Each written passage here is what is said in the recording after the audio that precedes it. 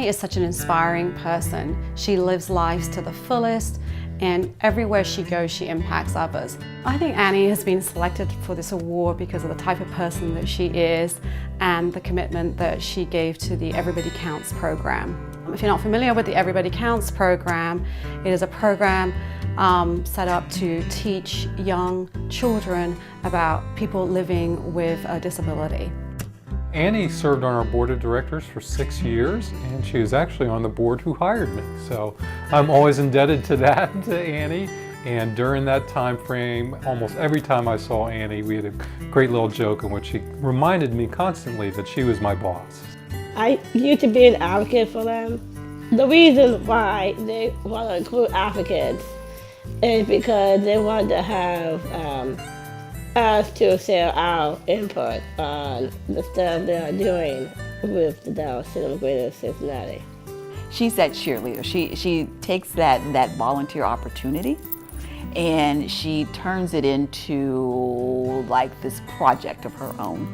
You know, how can I do this? How can I make it better? Who can I get to help me?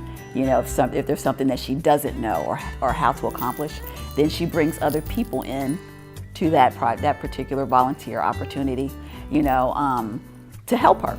So I think that's awesome that she can do that and that she can gather people and say, okay, hey, this is what we have to do. You know, do you have an idea? Do you have an idea? Can you help me with this? You know, because now I'm living on my own and having a job, it seems I am a role model for those who do have Down syndrome. The other thing that I will always remember is going to Capitol Hill with her last year and really advocating not only for herself but others with Down syndrome and the challenges they face in life. Like I said, she's served on our board of directors and had a significant role in oversight of the Down Syndrome Association, was very instrumental when we kind of built out our office, helping make sure that it was friendly for our self-advocates. When we were moving in our old office space, we had all of the architectural plans out there, and one of the things she noticed is in our kitchen space, which we were just thinking for a break room, we had a dishwasher and a microwave and a refrigerator like you'd normally have, and she says, well, where's the stove? Aren't we going to do kitchen classes? And we're like, we hadn't thought about that. So we ended up putting in a stove. We ended up probably 3 times a year do kitchen classes for multiple weeks, and that wouldn't have been possible without the idea that Annie really birthed. So very thankful and appreciative of her perspective for that. I have a very high interest in the kitchen, and I want all young people to have that same experience like I had. Then one day we received a call from a principal who asked us if Annie would be interested in talking to his faculty.